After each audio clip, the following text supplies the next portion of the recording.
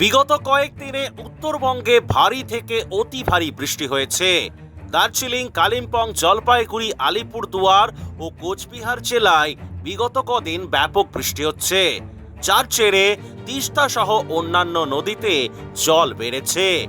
উত্তরবঙ্গের পাশাপাশি দক্ষিণবঙ্গের সব জেলাতেও বর্তমানে বৃষ্টি হচ্ছে।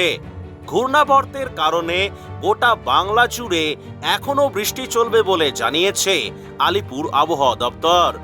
বৃষ্টিতে উত্তরবঙ্গের বর্ষাকালীন সবজি চাষ কতটা ক্ষতির মুখে, ধান চাষ করতে কৃষকদের কতটা বাধা পোহাতে হচ্ছে, পাশাপাশি বৃষ্টির জেরে আলুর দাম কতটা বেড়েছে, এইসব প্রশ্নের উত্তর জানতে আজ আমি কথা বললাম উত্তরবঙ্গ আলু ব্যবসায়ী সমিতির অন্যতম নেতৃত্ব তুষার মণ্ডলের সাথে। নমস্কার জানাই অন্নদাতা কৃষক এবং আলু ব্যবসায়ীদের। বেঙ্গল পটেটো নিউজের পক্ষ থেকে আমি রামকমল চ্যাটার্জি আজ কথা বললাম জলপাইগুড়ি সদরের বিশিষ্ট আলু ব্যবসায়ী সম্মানীয় তুষার মণ্ডলের সাথে। আজকের আলুর দাম, বন্ডের দাম, আলু নিকাশি ও বৃষ্টি পরবর্তীতে উত্তরবঙ্গের আলুর বর্তমান অবস্থা ঠিক কেমন রয়েছে, চলুন সরাসরি শুনে নিই তুষার মণ্ডলের মুখ থেকে। উত্তরবঙ্গ থেকে দক্ষিণবঙ্গের আলু সংক্রান্ত সব খবর সবার আগে দেখতে বেঙ্গল পটেটো নিউজের ইউটিউব চ্যানেলটি সাবস্ক্রাইব করুন, সঙ্গে ফেসবুক পেজটি ফলো করুন। প্রতিবেদনটি কেমন লাগলো কমেন্টে লিখে জানান, ভিডিওটি শেয়ার করবেন ঝড়ের গতিতে। তুষারবাবু নমস্কার। হ্যাঁ, নমস্কার, বলুন। বিগত কদিন তো আপনাদের উত্তরবঙ্গের প্রায় সব কটা জেলাতেই ভালোই বৃষ্টি হলো, তো এই বৃষ্টির ফলে আপনাদের ওখানে যে ধরুন বর্ষাকালীন যে সমস্ত সবজি চাষ হয়েছে কতটা কি ক্ষতি হবে মনে হচ্ছে?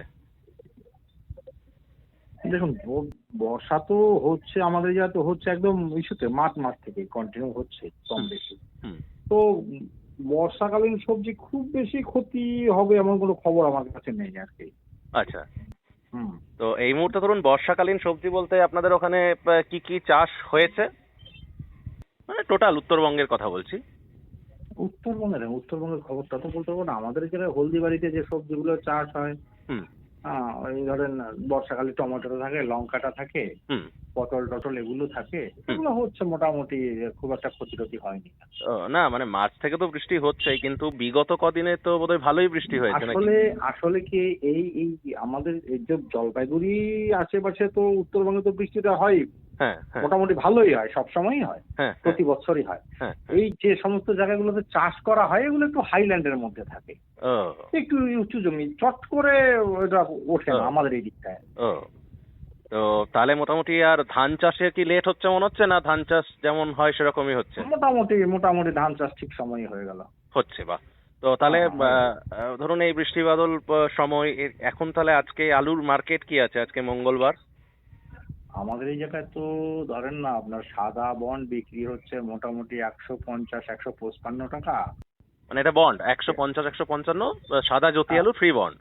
হ্যাঁ, ফ্রি বন্ড। ওকে ওকে। আর লাল হল্যান্ড? লাল হচ্ছে আপনার মোটামুটি ধরেন 200 টাকা। 200 টাকা, এবার এটা ফ্রি না, লালটা আবার 20 টাকা ডাউন আছে, কারণ হচ্ছে অ্যাডভান্সের টাকাটা মানে মাইনাস হয়ে যাচ্ছে।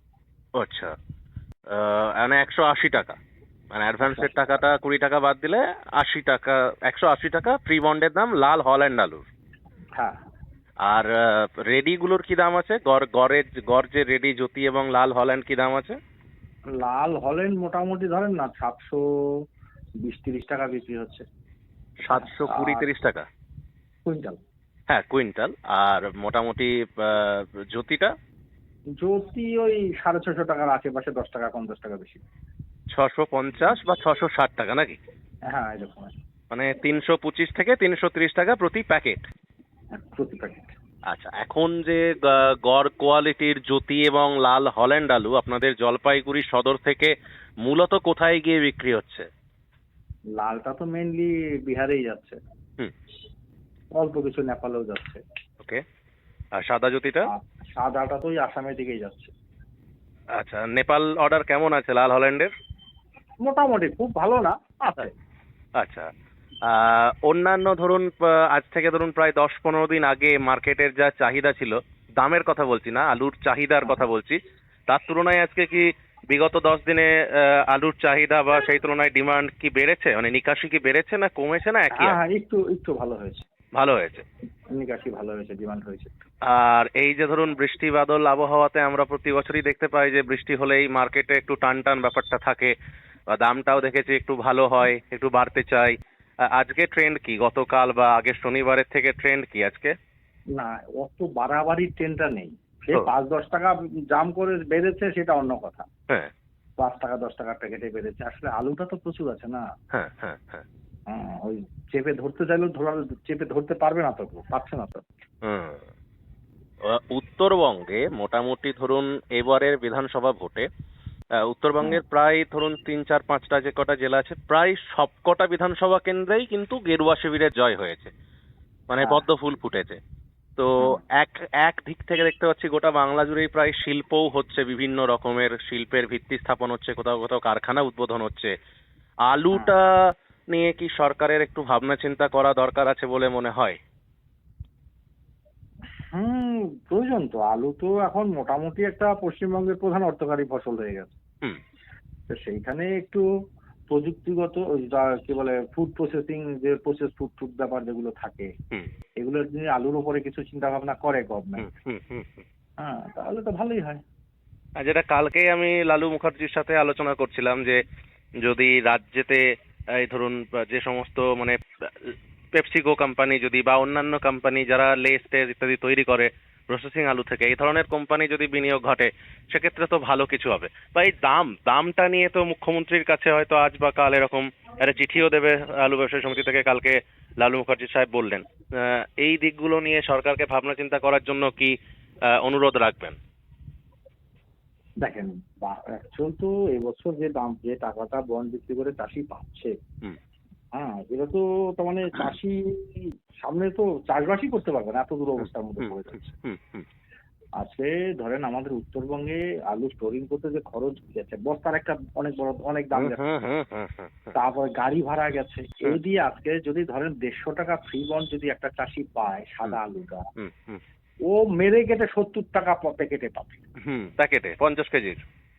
50 কেজির প্যাকেটে ওর হাতে 70 টাকা আসবে। হুম হুম হুম হুম আর ওই লাল আলুটার ক্ষেত্রে 100 টাকা আসবে মেরে কেটে।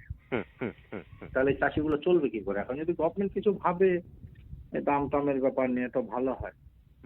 আচ্ছা, ধরুন আমি ধরে নিচ্ছি যে সরকার হয়তো আলুটাকে আলুর মতো করে চলতে দিতে চাইছে।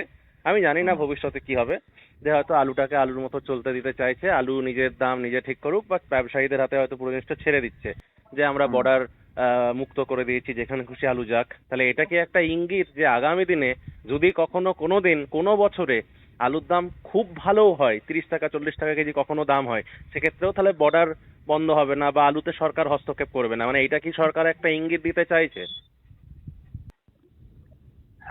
দেখেন, এই যেটা বলেছে যে আমরা বর্ডারে আটকাবো না, আন্তঃরাজ্য বাণিজ্য তো আটকাতে পারে না, আটকানো না, উচিত না। এত বড় না, আমাদের একটা দেশ, না না। আন্তঃরাজ্য বাণিজ্য কেন আটকাবে কোনো হুম গভর্নমেন্ট? হুম হুম এটা উচিত না।